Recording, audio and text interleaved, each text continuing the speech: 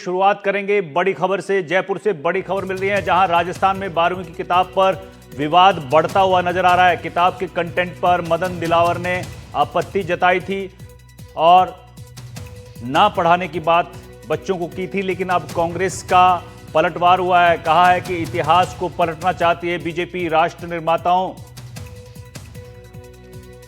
का योगदान मिटाना चाहते हैं। शिक्षा मंत्री को पहले खुद को बदलने की जरूरत है। टीकाराम जूली की तरफ से यह पलटवार सामने आया है। बड़ी खबर आपको बता रहे हैं, 12वीं की इतिहास की किताब है जिसको लेकर सियासी बवाल राजस्थान में मचा हुआ है। मदन दिलावर शिक्षा मंत्री है, उन्होंने कहा कि गांधी नेहरू फैमिली का जिक्र ज्यादा इन किताबों में है, इसलिए बच्चों को पढ़ाने की जरूरत इनको नहीं है, इनको बदलने की जरूरत है।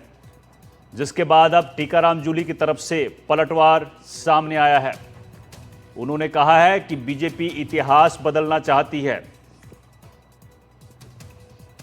राष्ट्र निर्माता जो हैं उनका योगदान मिटाना चाहती है। ये कांग्रेस की तरफ से पलटवार किया गया है।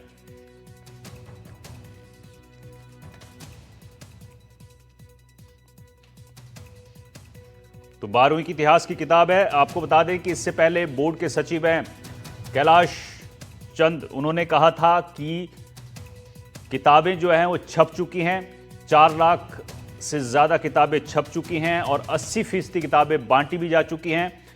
लेकिन सरकार चाहती है तो हम उसकी समीक्षा भी कर लेंगे। लेकिन साथ ही उन्होंने कहा कि बोर्ड में 3 साल से कोई भर्ती नहीं हुई है, इसलिए अब कई विवाद इस मामले पर सामने आ रहे हैं। टीकाराम जूली कांग्रेस की तरफ से अब उन्होंने भी हमला बोला है। उन्होंने कहा है कि इतिहास बदलना चाहती है बीजेपी। मदन दिलावर शिक्षा मंत्री हैं, उन्होंने कहा था कि कांग्रेसी प्रधानमंत्री हैं, उन पर कंटेंट जो है ज़्यादा है, इसलिए इन्हें नहीं हम पढ़ाएंगे।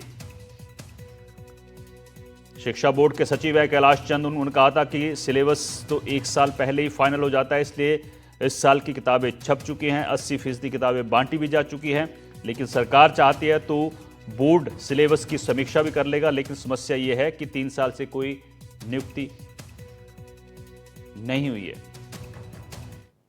लेकिन अब वार पलटवार जो है वो शुरू हो गया है। आपको सुनाते हैं कि शिक्षा मंत्री मदन दिलावर ने क्या कहा, उसके बाद कांग्रेस की तरफ से टीकाराम जूली ने क्या पलटवार किया है, सुनिए। दो भाग उसमें भारत के सर्वांगीण विकास के लिए, यहाँ के लोगों के विकास के लिए सब प्रकार की बातें, सबका उल्लेख होना चाहिए था। लेकिन उसमें उल्लेख सरदार वल्लभ भाई पटेल का नहीं, उसमें उल्लेख वर्तमान देश के प्रधानमंत्री श्रीमान नरेंद्र जी मोदी का नहीं। लेकिन कुछ कांग्रेस के नेताओं को महिमा मंडित किया गया था, जिन्होंने देश के ऊपर आपातकाल, जिन्होंने लोकतंत्र की हत्या की, संविधान को निलंबित कर दिया था और कहा था कि इंडिया इंडिया इंडिया। ऐसे लोगों को महिमा मंडित करने की कोशिश की गई है, जिन्होंने देश का अपमान करने के लिए धारा 370 लगाई थी, जिन्होंने भगवान राम के मंदिर का निर्माण का विरोध किया था। ऐसे लोगों को महिमा मंडित किया गया, उचित नहीं है। हम ऐसी को नहीं पढ़ाएंगे। दिलावर जी अपने आप को बदलें, वो शिक्षा मंत्री है, वो कैसी शिक्षा देना चाहते हैं इस बारे में वो विचार करें। आज एजुकेशन के अलावा उनका हर बात पे उनका बयान आता है, एजुकेशन पे नहीं आता। वो ये नहीं बोलेंगे कि इंग्लिश मीडियम स्कूलों को बंद करने की बात करके बच्चों को 1 साल तक ठगने का काम इन लोगों ने किया है। आज डबल इंजन की सरकार है, एनसीईआरटी का सिलेबस है जो सब लोग मिलके उसको तय करते हैं। अभी कोई कांग्रेस थोड़ी छाप रही है किताब, तो हर चीज में कुछ योगदान करेंगे जब भी तो आएगा इनका। देश की आजादी के अंदर भारतीय जनता पार्टी किसी नेता ने आंगुली नहीं कटाई। जो इनके नेता थे वो माफी मांग मांग के वापिस आए अंग्रेजों से और उनका नाम रिकॉर्ड में चढ़वाना चाहते हैं, तो ये तो अब सत्ता के अंदर रह के करना चाहें तो अलग बात है, बाकी देश के आजादी में योगदान ही नहीं है।